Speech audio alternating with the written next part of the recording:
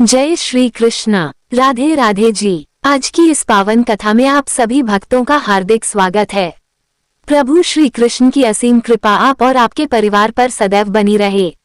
आज है 4 जून 2026 गुरुवार का पावन दिन और आज हम सुनेंगे पुरुषोत्तम मास कथा का 19वां अध्याय। प्रभु के श्री चरणों का स्मरण करते हुए कथा का शुभारंभ करते हैं। श्री नारद जी ने कहा, हे प्रभु। इसके बाद भगवान वाल्मीकि मुनि ने राजा दृढ़धनवा को जो दिव्य उपदेश दिया वह कृपा पूर्वक हमें भी सुनाए। श्री नारायण बोले, हे नारद, अपने पूर्व जन्म का रहस्य सुनकर राजा दृढ़धनवा अत्यंत विस्मित हो गया और विनम्रतापूर्वक वाल्मीकि मुनि से बोला, हे ब्रह्मर्षि, आपके श्रीमुख से निकले हुए अमृतमय वचन मेरे हृदय को तृप्त कर रहे हैं, फिर भी मेरी जिज्ञासा शांत नहीं हुई है। कृपा करके आगे की कथा भी सुनाए। तब वाल्मीकि मुनि बोले, हे राजन, जब वो ब्राह्मण अपने मृत पुत्र को गोद में लेकर विलाप कर रहा था, उसी समय अचानक आकाश में भयंकर मेघ उमड़ पड़े। उनकी गर्जना से दिशाएं कांप उठीं। प्रचंड वायु चलने लगी। बिजली की चमक से आकाश बार बार प्रकाशित होने लगा।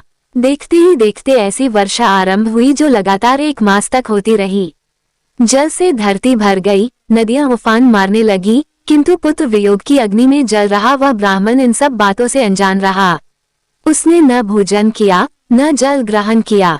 उसकी आंखों से केवल अश्रुधारा बहती रही और उसके मुख से बार बार यही शब्द निकलते रहे, हे पुत्र, हे पुत्र। इस प्रकार शोक में डूबे हुए उसका 1 मास व्यतीत हो गया। परंतु उसे ज्ञात नहीं था कि यह वही परम पवित्र पुरुषोत्तम मास था जो स्वयं श्री कृष्ण को अत्यंत प्रिय है।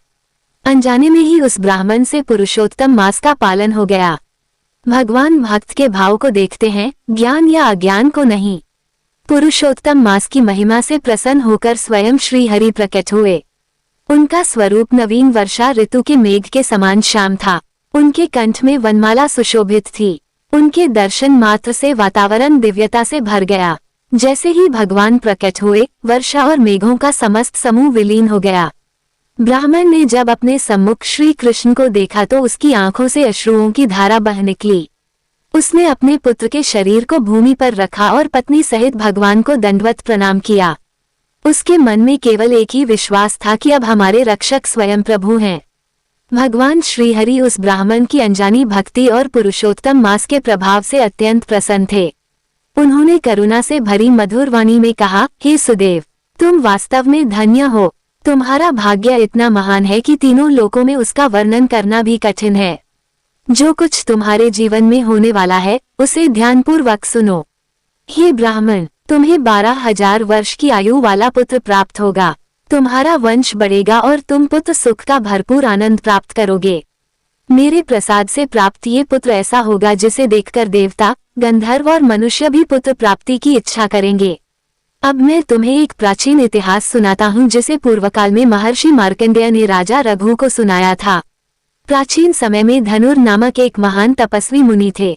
वे संसार में लोगों को पुत्र चिंता से दुखी देखकर अत्यंत व्याकुल हुए। उन्होंने अमर पुत्र प्राप्त करने का निश्चय किया और कठोर तपस्या में लीन हो गए। हजारों वर्षों तक तप करने के बाद देवता उनके सामने प्रकट हुए और बोले, हे मुनिवर, हम तुम्हारी तपस्या से अत्यंत प्रसन्न हैं। जो वर मांगना चाहो मांग लो। तब धनुर मुनि ने कहा, मुझे ऐसा पुत्र चाहिए जो अमर हो, बुद्धिमान हो और सदैव जीवित रहे।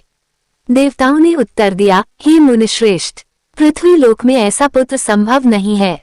कोई अन्य वर मांगिए। तब मुनि ने कहा, यदि अमर पुत्र नहीं मिल सकता तो ऐसा पुत्र दीजिए जिसकी आयु अत्यंत लंबी हो।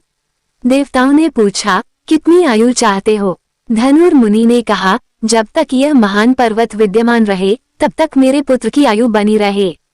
देवताओं ने तथास्तु कहा और स्वर्ग लौट गए। कुछ समय पश्चात धनुर मुनि को एक तेजस्वी पुत्र प्राप्त हुआ। वो बालक दिन प्रतिदिन बढ़ता गया और 16 वर्ष की आयु तक पहुँचते पहुँचते अत्यंत बलवान और प्रभावशाली बन गया। तब धनुर मुनि ने उसे समझाते हुए कहा, हे पुत्र, मुनि और ब्राह्मण सदा पूजनीय होते हैं, कभी उनका अपमान मत करना। किंतु आयु के अभिमान ने उस बालक की बुद्धि को ढक लिया था। वह ऋषियों का अनादर करने लगा। अपनी दीर्घायु के गर्व में उसने धर्म की मर्यादाओं को भुला दिया। एक दिन महेश नामक तपस्वी मुनि विधिपूर्वक शालिग्राम भगवान का पूजन कर रहे थे। उसी समय वह बालक वहां पहुंचा और बालसुलभ चंचलता नहीं बल्कि अहंकारवश उसने पूजित शालिग्राम शिला उठाकर पास के एक गहरे कुएं में फेंक दी। ये देखकर महेश मुनि का हृदय क्रोध से भर उठा। उन्होंने उसी क्षण उसे श्राप दिया कि अभी इसी समय इसकी मृत्यु हो जाए। परंतु श्राप देने के बाद भी जब वो बालक जीवित खड़ा रहा तो मुनि आश्चर्य में पड़ गए। उन्होंने ध्यान लगाकर उसके जीवन का रहस्य जाना और समझ गए कि देवताओं के वरदान के कारण उसकी आयु पर्वत से बंधी हुई है। तब महेश मुनि ने गहरी सांस ली और उनके तपोबल से असंख्य महेश उत्पन्न हो गए। उन महेशों ने उस पर्वत को टुकड़े टुकड़े कर दिया जिसके साथ बालक की आयु बंधी हुई थी। जैसे ही पर्वत नष्ट हुआ उसी क्षण वह बालक भी प्राणहीन होकर भूमि पर गिर पड़ा। पुत्र की मृत्यु देखकर धनुर मुनि का हृदय टूट गया। वे विलाप करने लगे। उनका दुख इतना गहरा था कि संसार की कोई वस्तु उन्हें सांत्वना नहीं दे सकती थी। पुत्र के शरीर को हृदय से लगाकर वे बार बार रोते रहे और अंततः शोक में डूबकर उन्होंने भी अग्नि में प्रवेश कर दिया।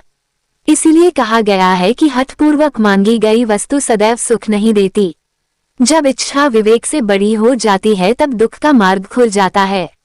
भगवान श्री हरि ने उस ब्राह्मण से कहा, हे विप्रश्रेष्ठ, तुम्हें जो पुत्र प्राप्त हुआ है वो मेरी विशेष कृपा से चिरंजीवी समान यशस्वी होगा और तुम्हारे जीवन को आनंद से भर देगा।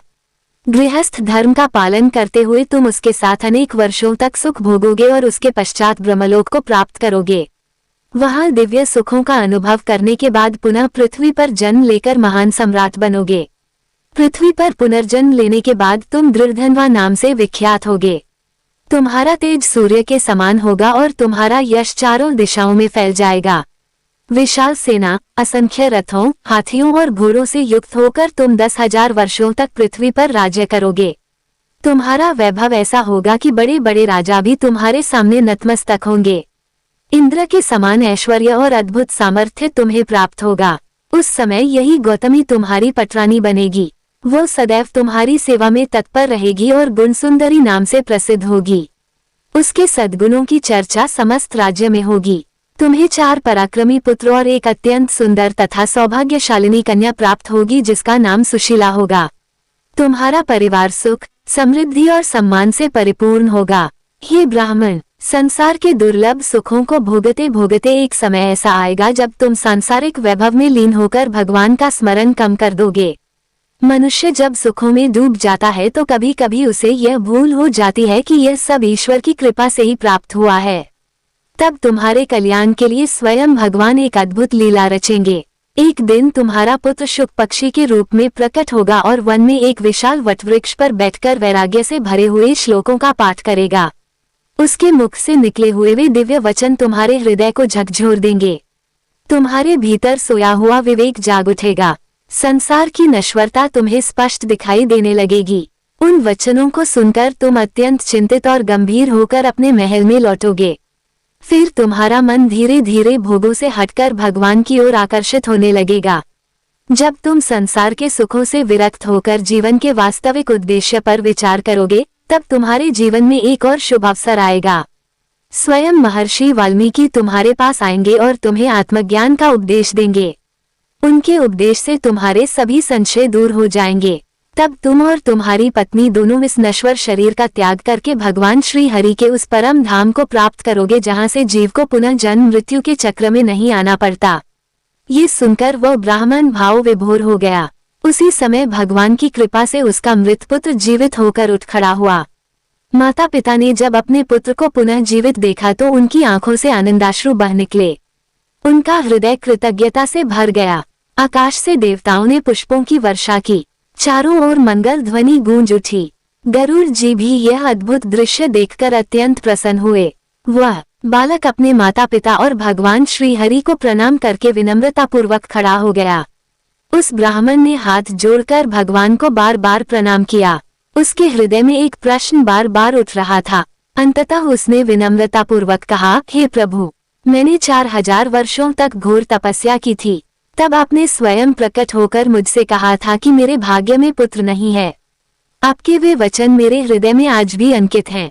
किंतु आज वही मृत पुत्र आपके सामने जीवित खड़ा है। हे दीनबंधु, आपके वचन कभी असत्य नहीं होते। फिर यह अद्भुत परिवर्तन कैसे हुआ? कृपा करके इस रहस्य को भी बताइए। ब्राह्मण की जिज्ञासा सुनकर भगवान मंद मंद मुस्कुराने लगे। उनके श्रीमुख की वह मधुर मुस्कान देखकर वहां उपस्थित सभी लोग आश्चर्यचकित हो गए। भगवान के हृदय में भक्तों के लिए अथाह करुणा भरी रहती है। वे जानते थे कि अब समय आ गया है कि पुरुषोत्तम मास की महिमा का एक और गूढ़ रहस्य संसार के सामने प्रकट किया जाए। इसी बीच वाल्मीकि मुनि राजा दृढ़धनवा से बोले, हे राजन, देखो भगवान की कृपा कितनी अनंत है। मनुष्य को कभी भी अपने प्रयासों पर अभिमान नहीं करना चाहिए। तपस्या, दान, यज्ञ और व्रत सब अपने स्थान पर श्रेष्ठ हैं, परंतु जब उन पर भगवान की कृपा जुड़ जाती है तब असंभव भी संभव हो जाता है। जिस ब्राह्मण को स्वयं भगवान ने पुत्रहीन कहा था, उसी को भगवान ने पुत्र सुख भी प्रदान किया। यही प्रभु की लीला है। वे अपने भक्तों के लिए नियमों से भी ऊपर उठ जाते हैं। उनका हृदय केवल प्रेम और भक्ति से बंधता है। इसलिए जो व्यक्ति निष्कपट भाव से भगवान का स्मरण करता है, उसके जीवन में कभी भी निराशा स्थायी नहीं रह सकती। कभी कभी ईश्वर हमारी परीक्षा लेते हैं, परंतु वह परीक्षा हमारे विनाश के लिए नहीं बल्कि हमारे उत्थान के लिए होती है। जिस प्रकार स्वर्ण अग्नि में तपकर और अधिक चमकता है, उसी प्रकार भक्त भी विपत्तियों से गुजरकर और अधिक दृढ़ बन जाता है। भगवान के चरणों में अटूट विश्वास रखने वाला व्यक्ति अंततः विजय प्राप्त करता ही है। यही सोचकर वह ब्राह्मण भगवान के उत्तर की प्रतीक्षा करने लगा और वहां उपस्थित सभी देवता, ऋषि तथा मुनिगण भी उस रहस्य को सुनने के लिए उत्सुक हो उठे। उसी समय भगवान श्री हरि ने करुणा से भरी दृष्टि उस ब्राह्मण पर डाली और अत्यंत मधुर स्वर में उससे कहने लगे। भगवान श्री हरि बोले, हे ब्राह्मण श्रेष्ठ, हमारे वचन कभी मिथ्या नहीं होते। जब हमने तुम्हें पूर्वकाल में पुत्रहीन कहा था, तब वह बात भी सत्य थी और आज तुम्हारे पुत्र का जीवित होना भी सत्य है। संसार में जो कुछ घटित होता है वो केवल कर्मों के आधार पर ही नहीं होता, उसमें भक्ति और भगवान की कृपा का भी अत्यंत महत्वपूर्ण स्थान होता है। हे विप्र, जब तुमने तपस्या की थी तब तुम्हारे भाग्य में पुत्र नहीं था। उस समय तुम्हारे संचित कर्म ऐसे नहीं थे कि तुम्हें पुत्र सुख प्राप्त हो सके, इसलिए हमने सत्य ही कहा था। किंतु बाद में जो हुआ वो पुरुषोत्तम मास की अद्भुत महिमा और तुम्हारी अनजानी भक्ति का प्रभाव था। जिस समय तुम पुत्र वियोग में डूबे हुए थे, उस समय तुम्हारा मन संसार से हटकर केवल एक ही भाव में स्थित हो गया था। तुमने न भोजन किया, न जल ग्रहण किया, न किसी अन्य विषय का चिंतन किया। 1 मास तक तुम्हारा मन एकाग्र होकर दुख के माध्यम से ही सही संसार से विरक्त रहा। वही काल पुरुषोत्तम मास का था।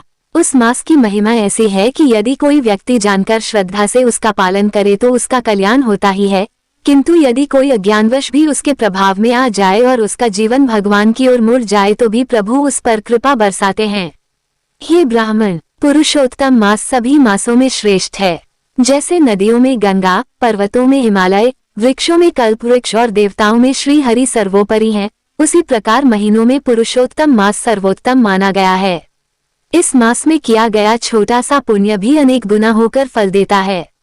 एक दीपक का दान, एक बार नामस्मरण, एक बार कथा श्रवण और एक बार भगवान का स्मरण भी जीव के भाग्य को बदल सकता है। तुमने तो पूरे 1 मास तक संसार की ओर दृष्टि उठाकर भी नहीं देखा। तुम्हारा मन शोक में था, परंतु उसी शोक ने तुम्हें विषयों से दूर कर दिया। उसी कारण पुरुषोत्तम मास का प्रभाव तुम्हारे जीवन में प्रकट हुआ और हम स्वयं तुम्हारे सामने प्रकट हुए।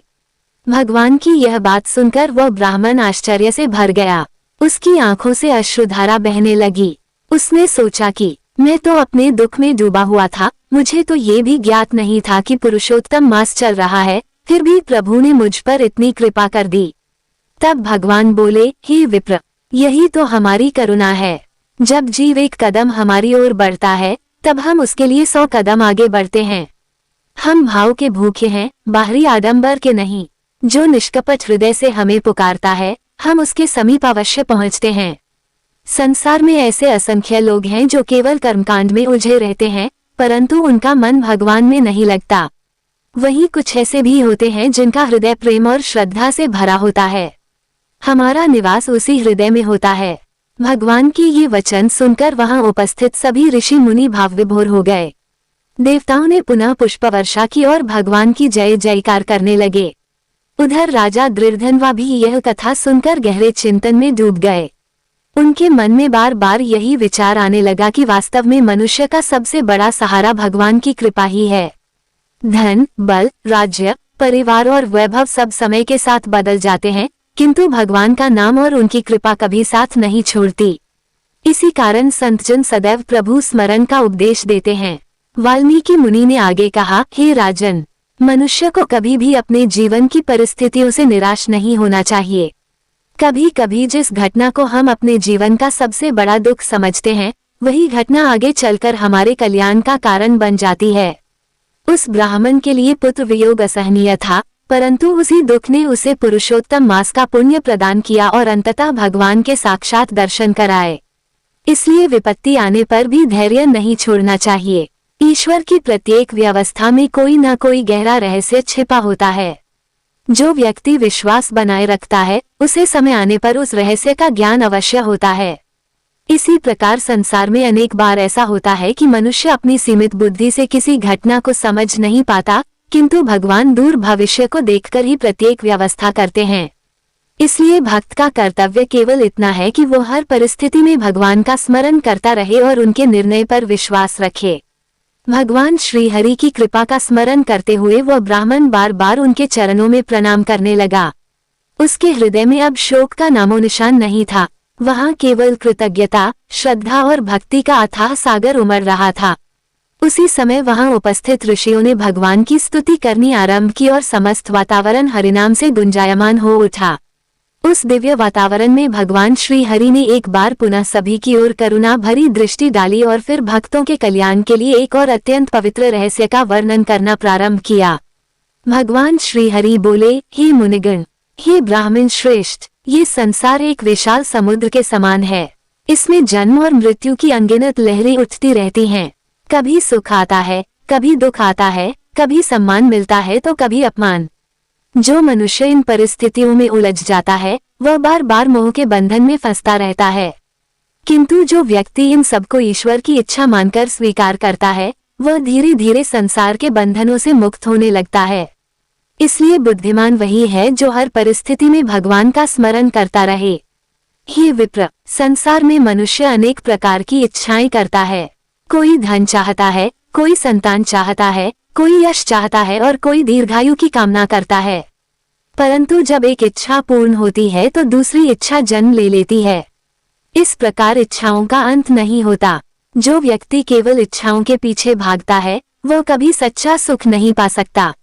वास्तविक सुख तो भगवान के चरणों में ही है। जिस दिन जीव ये समझ लेता है कि इस संसार में कुछ भी स्थायी नहीं है, उसी दिन उसके जीवन में वैराग्य का उदय होने लगता है। भगवान की ये अमृतमय वचन सुनकर वहां उपस्थित सभी लोग मंत्रमुग्ध हो गए। ऐसा प्रतीत हो रहा था मानो स्वयं धर्म, ज्ञान और भक्ति एक साथ प्रकट होकर उपदेश दे रहे हों। वह ब्राह्मण बार बार भगवान के चरणों में सिर झुकाता और अपनी आंखों से बहते अश्रुओं को रोक नहीं पाता। उसके हृदय में बार बार यही भाव उठ रहा था कि जिस प्रभु की प्राप्ति के लिए योगी वर्षों तक तपस्या करते हैं, वे आज स्वयं उसके सामने खड़े हैं। भगवान ने आगे कहा, हे ब्राह्मण, जो व्यक्ति पुरुषोत्तम मास में कथा सुनता है, हरिनाम का जप करता है, दान करता है अथवा अपनी सामर्थ्य के अनुसार कोई भी शुभ कर्म करता है, उसके जीवन के अनेक पाप नष्ट हो जाते हैं। यदि कोई व्यक्ति पूर्ण नियमों का पालन न कर सके, तब भी श्रद्धा और भक्ति से किया गया छोटा सा प्रयास उसे महान फल प्रदान करता है। क्योंकि इस मास में स्वयं हम विशेष रूप से भक्तों पर कृपा करते हैं। जो मनुष्य इस अवसर को पहचान लेता है, उसका जीवन धन्य हो जाता है। इतना कहकर भगवान कुछ क्षणों के लिए मौन हो गए। उनके श्रीमुख की मधुर मुस्कान देखकर सभी भक्त भाव विभोर हो उठे। उधर राजा दृढ़धनवा भी कथा सुनते सुनते अपने जीवन के विषय में विचार करने लगे। उन्हें अनुभव होने लगा कि वास्तव में मनुष्य चाहे कितना भी बलवान, धनवान या प्रभावशाली क्यों न हो, अंततः उसे भगवान की शरण ही ग्रहण करनी पड़ती है। संसार के सभी संबंध एक सीमा तक साथ देते हैं, परंतु भगवान का संबंध जन्म जन्मांतर तक जीव के साथ रहता है। वाल्मीकि मुनि ने राजा से कहा, हे राजन, मनुष्य को अपने जीवन में कभी भी अहंकार नहीं करना चाहिए। अहंकार ही वह पर्दा है जो जीव और भगवान के बीच खड़ा हो जाता है। जब तक मनुष्य अपने सामर्थ्य, ज्ञान या धन पर अभिमान करता रहता है, तब तक वह ईश्वर की वास्तविक कृपा को अनुभव नहीं कर पाता। किंतु जब वो विनम्र होकर प्रभु के चरणों में समर्पित हो जाता है, तब उसके जीवन में चमत्कार होने लगते हैं। यही कारण है कि संत जन सदैव नम्रता और सेवा का उपदेश देते हैं। नम्रता वह द्वार है जिससे होकर भगवान की कृपा मनुष्य के जीवन में प्रवेश करती है। जिस प्रकार वर्षा का जल ऊंचे स्थान पर नहीं ठहरता बल्कि नीचे की ओर बहता है, उसी प्रकार भगवान की कृपा भी विनम्र हृदयों में ही स्थिर होती है। जो व्यक्ति स्वयं को बड़ा समझता है वह कृपा से वंचित रह जाता है, और जो स्वयं को प्रभु का सेवक मानता है उसके जीवन में आनंद का स्रोत खुल जाता है। राजा दृढ़धनवा अत्यंत ध्यानपूर्वक ये बातें सुन रहे थे। उनके हृदय में वैराग्य के बीज अंकुरित होने लगे थे। संसार का वैभव अब उन्हें उतना आकर्षित नहीं कर रहा था जितना पहले करता था। वे सोचने लगे कि यदि एक साधारण ब्राह्मण पर भगवान इतनी कृपा कर सकते हैं तो जो व्यक्ति पूरे मन से भगवान का आश्रय ग्रहण करे उसका कल्याण कितना महान होगा। इसी प्रकार कथा आगे बढ़ती रही और वहां उपस्थित सभी ऋषि मुनि भगवान की महिमा का गान करते रहे। वातावरण में ऐसी दिव्यता व्याप्त हो गई थी कि प्रत्येक श्रोता का मन भक्ति से भर उठा। ऐसा लग रहा था मानो स्वयं स्वर्गलोक पृथ्वी पर उतर आया हो। भगवान की करुणा, वाल्मीकि मुनि का ज्ञान और भक्तों की श्रद्धा मिलकर उस पावन सभा को अलौकिक बना रहे थे। उसी समय वाल्मीकि मुनि ने राजा दृढ़धनवा की ओर स्नेहपूर्ण दृष्टि से देखा और उनके मन में उत्पन्न होने वाले अगले प्रश्न का उत्तर देने के लिए आगे कहने लगे। वाल्मीकि मुनि बोले, हे राजन, इस संसार में मनुष्य अनेक प्रकार के संबंधों में बंधा रहता है। माता पिता, पुत्र, पत्नी, मित्र और धन संपत्ति, ये सभी जीवन के आवश्यक अंग हैं, परंतु इन सब का आधार भी अंततः भगवान ही हैं। जब तक मनुष्य इन संबंधों को ईश्वर का प्रसाद समझकर निभाता है तब तक वे उसके कल्याण का कारण बनते हैं, किंतु जब वो इन्हें ही सब कुछ मान लेता है तब वही संबंध उसके मोह और बंधन का कारण बन जाते हैं। इसलिए विवेकवान व्यक्ति संसार में रहते हुए भी अपने हृदय को भगवान के चरणों से जोड़े रखता है। हे दृढ़धनवा, तुम्हारे जीवन में भी एक समय ऐसा आएगा जब चारों ओर सुख, वैभव और सम्मान होगा। तुम्हारे राज्य की सीमाएं दूर दूर तक फैली होंगी। प्रजा तुम्हें धर्मात्मा और न्यायप्रिय राजा कहेगी।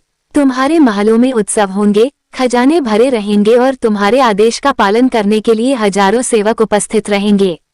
किंतु इसी वैभव के बीच भगवान तुम्हें यह अनुभव कराएंगे कि संसार का सुख स्थायी नहीं है। जो आज अपना प्रतीत होता है वो कल छूट सकता है। जो आज पास है वो कल दूर हो सकता है। यही संसार का नियम है। ये सुनकर राजा दृढ़धनवा का मन और अधिक गंभीर हो गया। उन्हें अनुभव होने लगा कि यह कथा केवल किसी अन्य व्यक्ति की नहीं बल्कि उनके अपने जीवन का भविष्य है। वे अत्यंत विनम्रता से मुनि के वचन सुनते रहे। वाल्मीकि मुनि ने आगे कहा, हे राजन, जब जीव भगवान को भूलकर केवल संसार पर भरोसा करता है तब भगवान उसे जगाने के लिए किसी न किसी माध्यम का उपयोग करते हैं। कभी कोई घटना, कभी कोई संत, कभी कोई वचन और कभी कोई छोटा सा अनुभव भी मनुष्य के जीवन की दिशा बदल देता है। इसी प्रकार तुम्हारे जीवन में भी वह समय आएगा जब एक साधारण प्रतीत होने वाला शुक पक्षी तुम्हारे भीतर सोई हुई आत्मचेतना को जगा देगा। उसके मुख से निकले हुए वैराग्यपूर्ण शब्द तुम्हारे हृदय में ऐसे प्रवेश करेंगे जैसे अंधकार में दीपक का प्रकाश।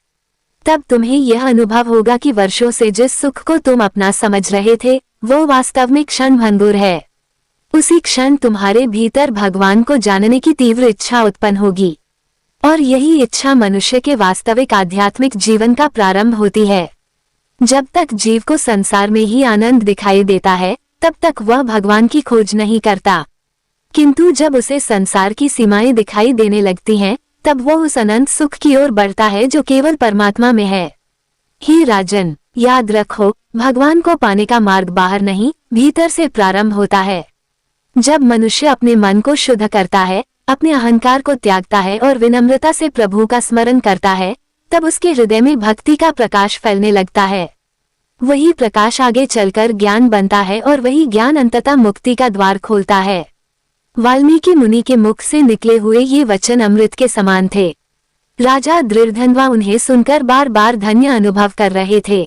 उनका मन संसार से हटकर भगवान की ओर आकर्षित होने लगा। वे समझने लगे कि राजा होना ही जीवन का लक्ष्य नहीं है बल्कि उस परम सत्य को जानना ही मनुष्य जन्म की सबसे बड़ी सफलता है। सभा में उपस्थित अन्य मुनिगण भी वाल्मीकि जी के उपदेश को सुनकर प्रसन्न हो रहे थे। सभी के मुख पर शांति और संतोष का भाव दिखाई दे रहा था। ऐसा लग रहा था मानो उस स्थान पर स्वयं ज्ञान और भक्ति ने अपना आसन जमा लिया हो। कुछ समय तक वहां गहरा मौन छाया रहा। उस मौन में भी एक अद्भुत दिव्यता थी।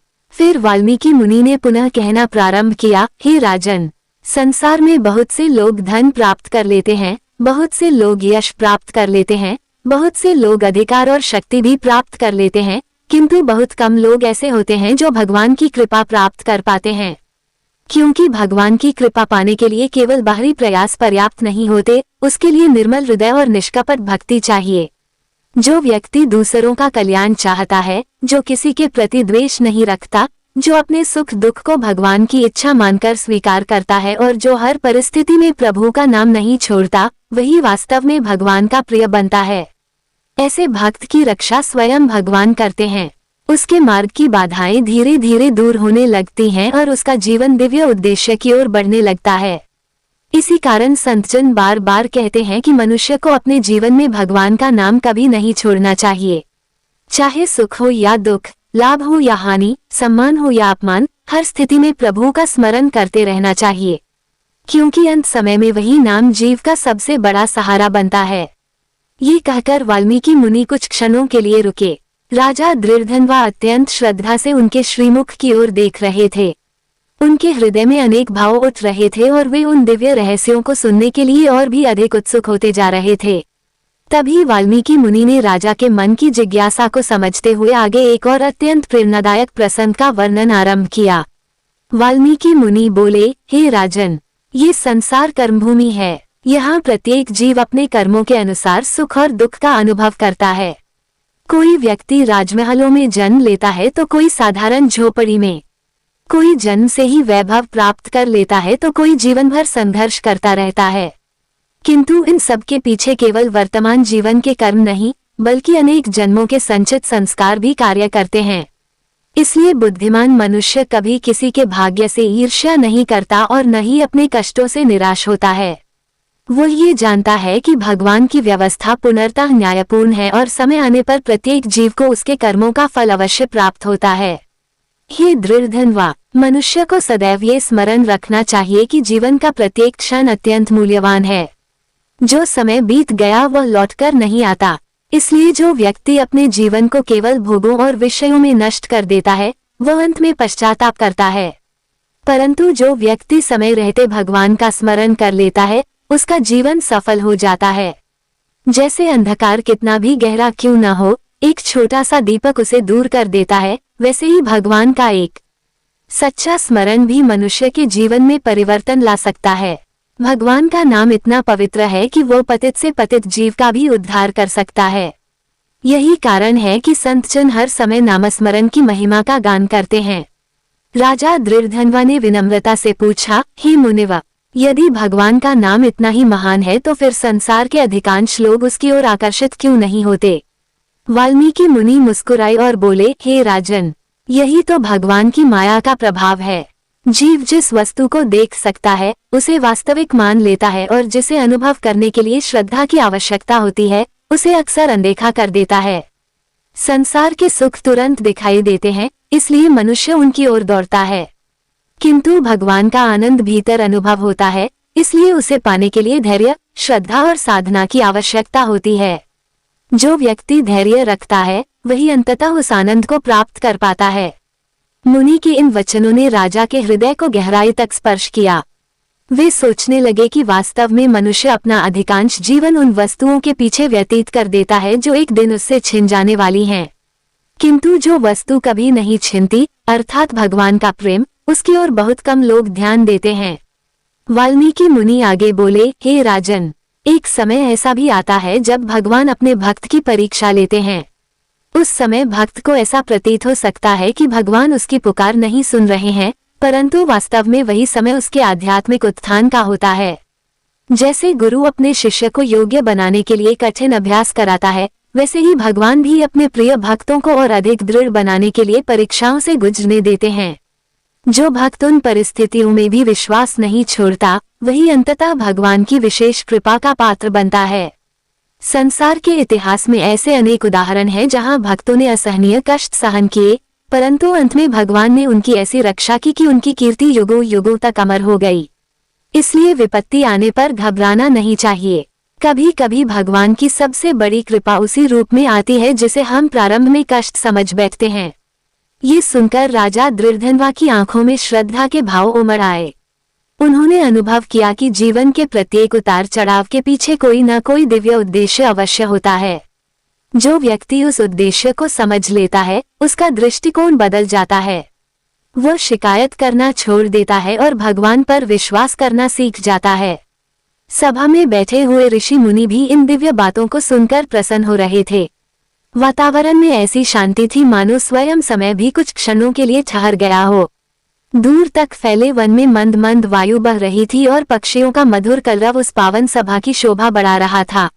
उसी समय वाल्मीकि मुनि ने अपनी करुणामयी दृष्टि राजा पर डाली और बोले, हे राजन, अब मैं तुम्हें एक ऐसा प्रसंग सुनाऊंगा जिससे तुम्हें ये ज्ञात होगा कि भगवान अपने भक्तों के प्रति कितने दयालु हैं और किस प्रकार वे उचित समय आने पर उनकी प्रत्येक प्रार्थना का उत्तर देते हैं। ये प्रसंग केवल कथा नहीं बल्कि जीवन का ऐसा सत्य है जिसे समझ लेने के बाद मनुष्य का भगवान पर विश्वास और भी दृढ़ हो जाता है।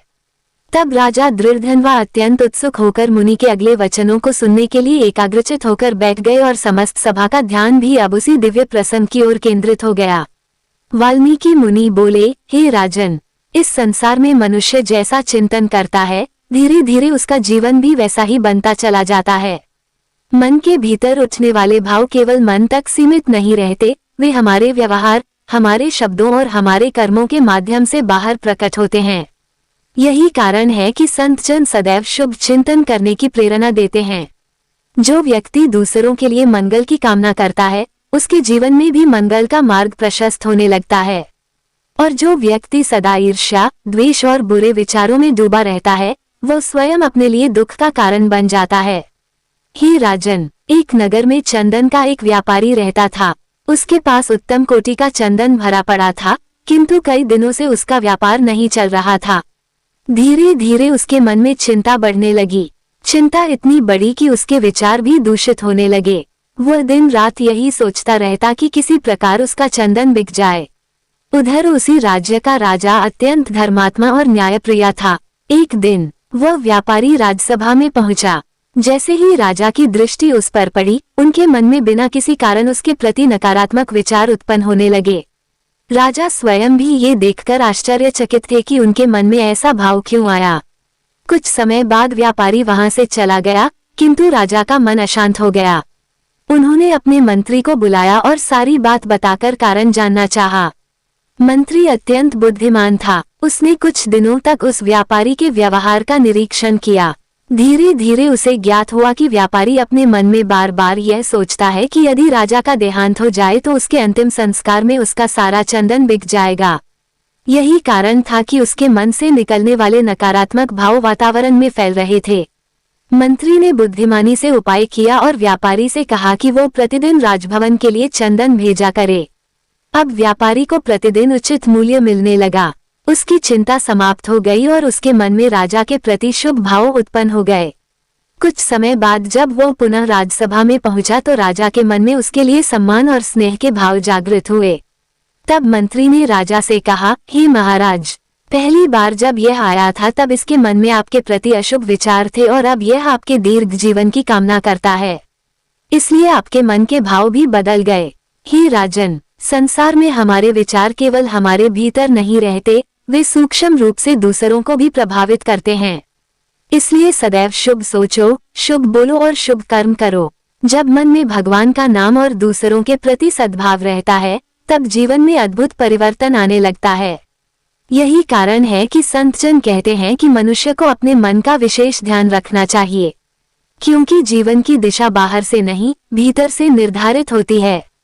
जो अपने मन को भगवान के चरणों में लगा देता है, उसके जीवन का मार्ग स्वयं प्रभु प्रकाशित कर देते हैं। ये सुनकर राजा दृढ़धनवा अत्यंत प्रसन्न हुए। उन्हें समझ में आने लगा कि केवल बाहरी आचरण ही नहीं, बल्कि मन के भाव भी मनुष्य के भाग्य को प्रभावित करते हैं। तभी वाल्मीकि मुनि ने आगे एक और प्रेरणादायक प्रसंग सुनाना प्रारंभ किया। वाल्मीकि मुनि बोले, हे राजन, साधु संगति का प्रभाव इतना महान है कि वो सबसे कठोर हृदय को भी बदल सकती है। जिस प्रकार अग्नि के समीप रहने से शीत दूर हो जाती है, उसी प्रकार संतों के सानिध्य से मनुष्य के भीतर का अज्ञान और पाप धीरे धीरे समाप्त होने लगता है। एक बार एक डाकू था जो लूटपाट और हिंसा करके अपना जीवन बिताता था। उसके हृदय में न धर्म का भय था और न ही किसी के प्रति करुणा। एक दिन वह चोरी करके लौट रहा था कि मार्ग में घायल हो गया। चलते चलते उसे एक साधु की कुटिया दिखाई दी। वह सहायता की आशा से वहां पहुंच गया। साधु ने उसे देखा और बिना कुछ पूछे प्रेमपूर्वक भीतर बुलाया। पहले उसे भोजन कराया, फिर उसके घावों पर औषधि लगाई और विश्राम करने के लिए स्थान दिया। डाकू ये देखकर आश्चर्यचकित था। उसने जीवन में पहली बार किसी को बिना स्वार्थ के सेवा करते देखा था। रात्रि में उसने साधु से पूछा, बाबा, आप मुझे जानते भी नहीं, फिर भी आपने मेरे साथ इतना प्रेम क्यों किया? साधु मुस्कुराए और बोले, पुत्र, प्रत्येक जीव में भगवान का अंश है। यदि मैं तुम्हारी सेवा करता हूँ तो वास्तव में भगवान की ही सेवा करता हूँ। ये सुनकर डाकू का हृदय पिघलने लगा। उसने अपने जीवन के सारे पापों को याद किया और उसकी आंखों से पश्चाताप के आंसू बहने लगे। उसने साधु के चरणों में गिरकर कहा, बाबा, मैंने जीवन भर केवल बुरे कर्म किए हैं। क्या मेरे जैसे पापी का भी उद्धार हो सकता है? साधु ने उसका हाथ पकड़कर उठाया और कहा, जब तक मनुष्य अपने पापों को स्वीकार नहीं करता तब तक परिवर्तन संभव नहीं होता। किंतु जिस क्षण हृदय में पश्चाताप और भगवान की ओर लौटने की इच्छा जागती है, उसी क्षण से कल्याण का मार्ग खुल जाता है। भगवान अपने भक्तों को उनके अतीत से नहीं, उनके वर्तमान भाव से देखते हैं। यदि कोई सच्चे मन से उनकी शरण में आ जाए तो वे उसके जीवन को बदल देते हैं। साधु के ये वचन डाकू के हृदय में उतर गए। उसी दिन से उसने हिंसा और अधर्म का मार्ग छोड़ दिया। वह भगवान का नाम जपने लगा, संतों की सेवा करने लगा और धीरे धीरे उसका जीवन पूरी तरह बदल गया। हे राजन, यही कारण है कि संतों की संगति को अमूल्य कहा गया है। एक क्षण का सत्संग भी मनुष्य के जीवन की दिशा बदल सकता है। तुलसीदास जी ने भी कहा है कि साधु संगति से करोड़ों अपराध नष्ट हो जाते हैं। इसलिए जब भी अवसर मिले, संतों की वाणी सुननी चाहिए, कथा श्रवण करना चाहिए और भगवान के भक्तों का सम्मान करना चाहिए। यही संगति मनुष्य को संसार के अंधकार से निकालकर प्रभु के प्रकाश की ओर ले जाती है। ये कहकर वाल्मीकि मुनि कुछ क्षण मौन हो गए। राजा दृढ़धन्वा का हृदय भक्ति और श्रद्धा से भर उठा। उन्हें अनुभव होने लगा कि वास्तव में भगवान की कृपा प्राप्त करने का सबसे सरल मार्ग सत्संग, नामस्मरण और निष्कपट भक्ति ही है। उसी समय उस पावन सभा में उपस्थित सभी ऋषि मुनि भगवान श्री हरि के गुणों का कीर्तन करने लगे और संपूर्ण वातावरण हरिनाम की मधुर ध्वनि से गूंज उठा। वाल्मीकि मुनि बोले, हे राजन, इस संसार में भगवान की कृपा अनेक रूपों में प्रकट होती है। कभी वह संतों के वचनों के माध्यम से मिलती है, कभी कथा श्रवण के माध्यम से और कभी छोटे छोटे नियमों एवं भक्ति के सरल मार्गों के माध्यम से। इसी प्रकार एक अत्यंत पावन कथा जनकनंदिनी माता सीता से जुड़ी हुई है। कहा जाता है कि माता सीता प्रतिदिन प्रभु श्रीराम के सम्मुख एक पवित्र नित्यनेम कथा का पाठ किया करती थीं। यह उनका अटल नियम था। एक दिन किसी आवश्यक कार्य से भगवान श्रीराम को कहीं बाहर जाना पड़ा। तब माता सीता ने प्रेम पूर्वक कहा, प्रभु, मेरा वर्षों पुराना नित्य नियम है। मैं प्रतिदिन ये कथा सुनाती हूँ और आप इसे सुनते हैं। आज जब आप बाहर जा रहे हैं तो मैं अपनी कथा किसे सुनाऊंगी? भगवान श्रीराम मुस्कुराए और बोले, हे जानकी, तुम निकट के कुएं के पास चली जाओ। वहां जो भी स्त्रियां जल भरने आए उन्हें ये पावन कथा सुना देना। माता सीता ने प्रभु की आज्ञा स्वीकार की और कुएं की पाल पर जाकर बैठ गईं। कुछ समय बाद एक स्त्री वहां पानी भरने आई। उसने सुंदर वस्त्र धारण किए हुए थे और अपने कार्य में अत्यंत व्यस्त दिखाई दे रही थी। माता सीता ने उसे स्नेहपूर्वक पुकारा और कहा, बहन, मेरी एक छोटी सी कथा सुन लो। किंतु वह स्त्री बोली, मेरे पास समय नहीं है। यदि मैं रुक गई तो घर पहुंचने में देर हो जाएगी।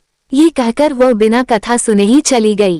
कहा जाता है कि उसके मन में कथा और धर्म के प्रति सम्मान का भाव नहीं था, इसलिए उसके जीवन में धीरे धीरे विपत्तियां आने लगीं। अगले दिन उसकी सास को ये बात ज्ञात हुई। वो स्वयं उस स्थान पर पहुंची और माता सीता से बोली, माता, यदि आप कथा सुनाना चाहती हैं तो मैं अवश्य सुनूंगी। माता सीता प्रसन्न हुई और उन्होंने प्रेमपूर्वक अपनी नित्यनेम कथा सुनाई। कथा सुनने के पश्चात उस वृद्धा के मन में अपार शांति का अनुभव हुआ। घर लौटने पर उसने देखा कि घर का वातावरण पहले से अधिक मंगलमय हो गया है। उसके मन में श्रद्धा और विश्वास और भी बढ़ गया। उसने ये कथा अपनी बहू को भी सुनाई और फिर पड़ोस की स्त्रियों को भी सुनाने लगी। धीरे धीरे पूरे गांव में यह नित्यनेम कथा प्रचलित हो गई। लोग श्रद्धा से कथा सुनने लगे, भगवान का स्मरण करने लगे और अपने जीवन में धर्म तथा सदाचार को स्थान देने लगे। हे राजन, इस कथा का वास्तविक रहस्य केवल इतना नहीं है कि कथा सुनने से धन संपत्ति प्राप्त होती है। इसका गहरा अर्थ यह है कि जहाँ भगवान का स्मरण होता है, जहाँ माता सीता और श्री राम का नाम लिया जाता है, वहाँ घर का वातावरण पवित्र होने लगता है। परिवार में प्रेम बढ़ता है, मन में शांति आती है और जीवन में सकारात्मक परिवर्तन होने लगते हैं। जब मनुष्य प्रतिदिन कुछ समय भगवान के लिए निकालता है, तब उसके भीतर की अशांति धीरे धीरे समाप्त होने लगती है। इसलिए संतजन कहते हैं कि चाहे समय थोड़ा ही क्यों न हो, प्रतिदिन भगवान का स्मरण अवश्य करना चाहिए। जो घर प्रभु के नाम से गूंजता है, वह घर तीर्थ के समान बन जाता है। जहाँ रामकथा होती है, वहाँ माता सीता की कृपा रहती है और जहाँ माता सीता की कृपा रहती है, वहाँ सुख, शांति और संतोष स्वयं आकर निवास करते हैं। यही कारण है कि भक्तजन श्रद्धा से नित्य कथा सुनते हैं, प्रभु का नाम जपते हैं और अपने जीवन को धर्म में बनाने का प्रयास करते हैं। हे राजन, संसार की सबसे बड़ी संपत्ति धन नहीं, बल्कि भगवान के प्रति प्रेम है। जिस हृदय में ये प्रेम जाग जाता है, उसका जीवन वास्तव में धन्य हो जाता है। इसी भाव के साथ माता सीता की यह पावन कथा युगों से भक्तों के हृदय में श्रद्धा और भक्ति का दीप प्रज्वलित करती चली आ रही है। हे भक्तों, पुरुषोत्तम मास की इस पावन कथा से हमें यही शिक्षा प्राप्त होती है कि भगवान अपने भक्तों के भाव के भूखे हैं। मनुष्य चाहे कितना भी साधारण क्यों न हो, यदि उसके हृदय में श्रद्धा, विश्वास और प्रभु के प्रति प्रेम है तो भगवान की कृपा उसे अवश्य प्राप्त होती है। संसार के सभी सुख क्षण भंगुर हैं, किंतु भगवान का नाम, भगवान की भक्ति और भगवान की कृपा ही सच्ची और शाश्वत संपत्ति है। इसलिए हमें अपने जीवन में सदैव प्रभु का स्मरण करना चाहिए, संतों का सम्मान करना चाहिए, सत्संग का लाभ लेना चाहिए और यथाशक्ति धर्म के मार्ग पर चलने का प्रयास करना चाहिए। जब भी अवसर मिले, भगवान की कथा सुने, उनका नाम जपें और अपने जीवन को उनके चरणों में समर्पित करें। यही मनुष्य जन्म की सबसे बड़ी सफलता है।